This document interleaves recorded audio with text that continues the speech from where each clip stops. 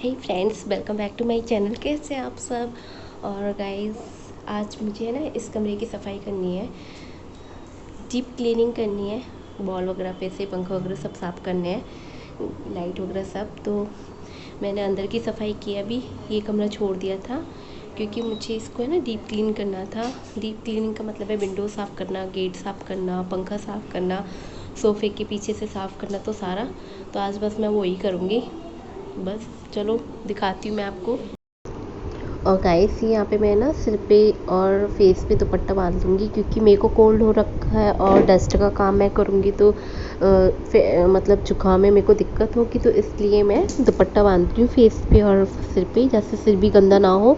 क्योंकि ट्यूसडे था और मेरे को सिर धोना नहीं था। ट्यूसडे को मैं सिर नहीं धोती, हेयर वॉश नहीं करती, तो इसलिए। और जुकाम हो रखा था मेरे को, इसलिए मैंने फेस पे भी दुपट्टा लगा लिया। और बस यहाँ और पहले मैं सोफ़े के कवर और कुशनों को अलग रख दूँगी क्योंकि फिर उसमें धूल मिट्टी ना हो, इसलिए। तो बस पहले मैं इन सामानों को हटा रही थी, फिर मैं जो दीवार पे जो थोड़े बहुत चाल वाले हो जाते हैं वो साफ़ करूँगी। क्योंकि वैसे तो अभी मेरे यहाँ पेंट हुआ था, लेकिन पता है जैसे धूल मिट्टी से हो ही जाता है घर गंदा, चाहे क्योंकि नॉर्मल में तो हम लोग क्या करते हैं, फर्श क्लीन करते हैं और फर्नीचर की डस्टिंग करते हैं, लेकिन जैसे वॉल, पंखा, लाइट, इन पे ना डस्ट जमी जाती है। और जैसे वाईफाई के वायर हैं और ये जो होते हैं, तो इन पे भी थोड़ी बहुत डस्ट आई जाती है। तो इसलिए मैं सारा आज डीप क्लीन करूँगी। और पहले मैं जाले ले रही थी, ज़्यादा नहीं थे जाले, थोड़े बहुत होते हैं, तो बस वही साफ़ कर रही थी। फिर उसके बाद मैं वॉल को साफ़ करूँगी। सोफ़े हटा के सोफ़े के पीछे से मुझे सफाई करनी है।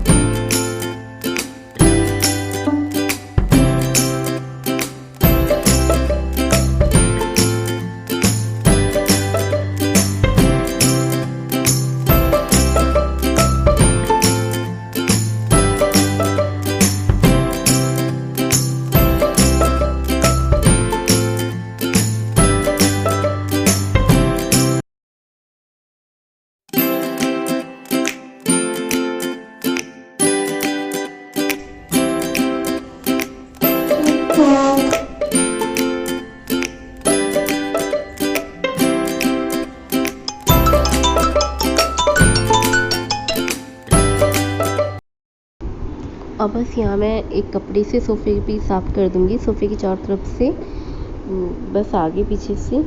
और यहाँ पे सोफ़े के पीछे से भी मैंने क्लीन कर दिया था फर्श को। और यहाँ पे मैंने सेटिंग भी चेंज की है, बड़े सोफ़े को सामने रख लिया और दो सीटर्स को मैं इधर की साइड रखा है। और बस अब मैं इधर से थोड़ा सा क्लीन करके फिर मैं विंडो साफ़ करूँगी।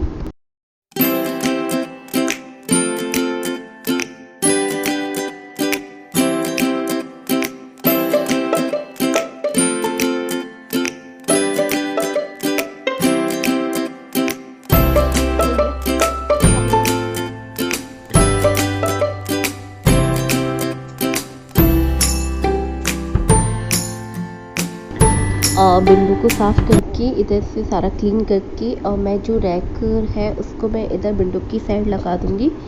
क्योंकि अब मौसम भी चेंज है, तो ये वैसे भी नहीं खुलती, ये तो विंडो वैसे भी हम लोग इसको कम खोलते हैं। और इधर पर्दे भी हैं, तो इसलिए अब मैं इधर रैक लगा दूँगी। अब बस मेरा कमरा साफ़ हो चुका था, उसके बाद मैं इस कमरे की सफाई कर रही थी, पोछा लगा रही थी। और बस यहाँ पे मैं नहा धो के और आराम कर रही थी थोड़ा सा, क्योंकि थकान हो जाती है जब एक्स्ट्रा काम करते हैं। तो बस मैं स्पष्ट से बातें भी कर रही थी और आराम कर रही थी। अब मैं करूँगी शाम को रेस्ट करके, फिर शाम को खाने की तैयारी भी करनी है मेरे को, इसलिए थोड़ा सा मैं रेस्ट कर रही थी। और गाइस अब मैं कर रही हूँ शाम को खाने की तैयारी और 5 बज रहे हैं इस टाइम।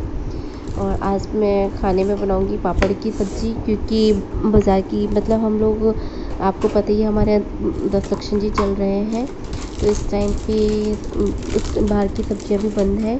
बस हम लोग हरी सब्ज़ी में सिर्फ मिर्च और टमाटर खा रहे हैं। बाकी के घिया, टिंडे, तोरई हम लोगों ने सब कुछ बंद कर रखा है अभी 10 दिन के लिए। सिर्फ घर की सब्ज़ी ही बनाते हैं। और ये जो मेरे पापड़ हैं वो भी घर के हैं। मैं हस्तिनापुर गई थी, हम लोग का मतलब हम जैनियों का तीर्थ क्षेत्र है हस्तिनापुर। मैं वहाँ से लेके आई थी, होममेड है, घर पे बने हुए पापड़ हैं। तो मैं आज इसी की सब्ज़ी बनाऊंगी। और यहाँ मैं पापड़ निकाल रही हूँ, उसके बाद फिर मैं इनको सेक लूँगी।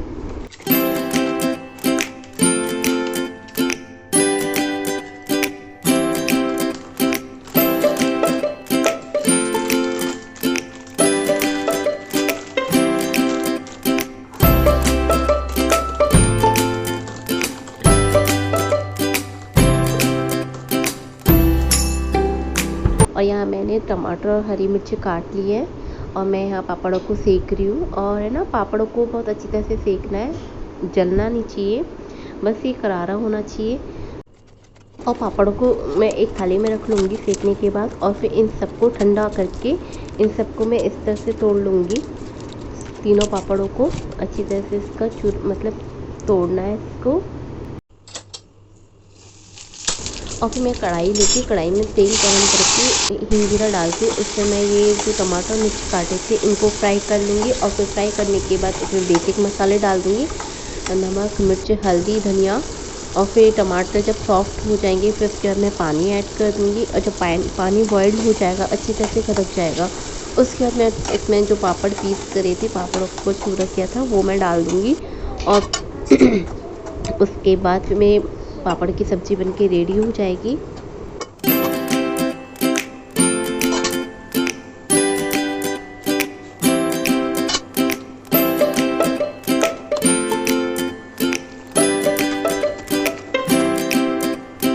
और यहाँ हम लोग का डिनर तैयार था, पापड़ की सब्ज़ी, दही और पराठे।